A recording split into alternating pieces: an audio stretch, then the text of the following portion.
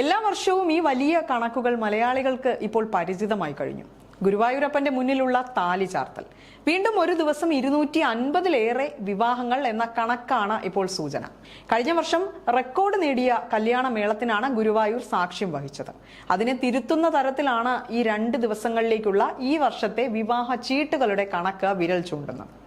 ഗുരുവായൂർ ക്ഷേത്രത്തിൽ ഓഗസ്റ്റ് 23, 30 തീയതികളിൽ വൻ വിവാഹ തിരക്ക് പ്രതീക്ഷിക്കുന്നത് കൊണ്ട് തന്നെ ദേവസ്വം പ്രത്യേക ക്രമീകരണങ്ങളാണ് ഏർപ്പെടുത്തിയിരിക്കുന്നത്.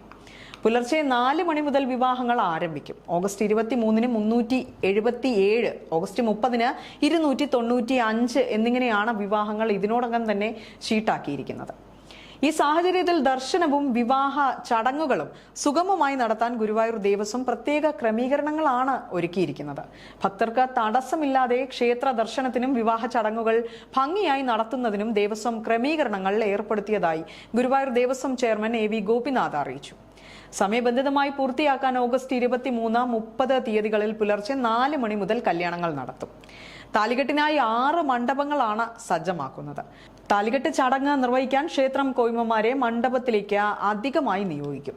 വിവാഹ മണ്ഡപത്തിന് സമീപം മംഗളവാദ്യ സംഘത്തെയും നിയോഗിക്കും. ക്ഷേത്രം കിഴക്കേ നട പൂർണ്ണമായും വൺ വേ ആക്കും. ഒരു ദിശയിലേക്ക് മാത്രം ഭക്തരെ കടത്തിവിട്ട് തിരക്ക് നിയന്ത്രിക്കും. വരനും വധുവും അടങ്ങുന്ന വിവാഹ സംഘം നേരത്തെ എത്തി മേൽപ്പത്തൂർ ഓഡിറ്റോറിയത്തിന് ക്ഷേത്രം തെക്കേ നടയിലെ പുതിയ നടപ്പന്തലിലെ കൗണ്ടറിലെത്തി ടോക്കൺ വാങ്ങണം. ഇവർക്ക് ആ പന്തലിൽ തന്നെ വിശ്രമിക്കാം. താലികെട്ട് ചടങ്ങിന്റെ ഊഴമെത്തുമ്പോൾ ഇവരെ മേൽപ്പത്തൂർ ഓഡിറ്റോറിയത്തിൽ പ്രവേശിപ്പിക്കും. തുടർന്ന് കിഴക്കേ നട മണ്ഡപത്തിലെത്തി വിവാഹ ചടങ്ങ് നടത്താൻ സാധിക്കും. കല്യാണം കഴിഞ്ഞാൽ വിവാഹ സംഘം ക്ഷേത്രം തെക്കേ നട വഴി മടങ്ങിപ്പോകണം. കിഴക്കേ നട വഴി മടങ്ങാൻ അനുവദിക്കില്ല. വധുവരന്മാർക്കൊപ്പം ഫോട്ടോഗ്രാഫർമാർ ഉൾപ്പെടെ 24 പേർക്കാകും മണ്ഡപത്തിന് സമീപം പ്രവേശനം അനുവദിക്കുന്നത്.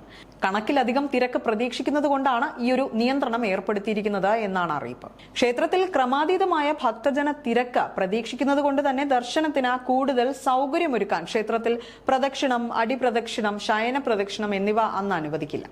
ക്ഷേത്ര ദർശനത്തിന് എത്തുന്ന ഭക്തർക്കും വിവാഹ ചടങ്ങിന് എത്തുന്നവർക്കും കരുതലും സഹായവും ഒരുക്കി ദേവസ്വം ജീവനക്കാരും സെക്യൂരിറ്റി വിഭാഗവും പോലീസും ഇവിടെ ഉണ്ടാക്കും.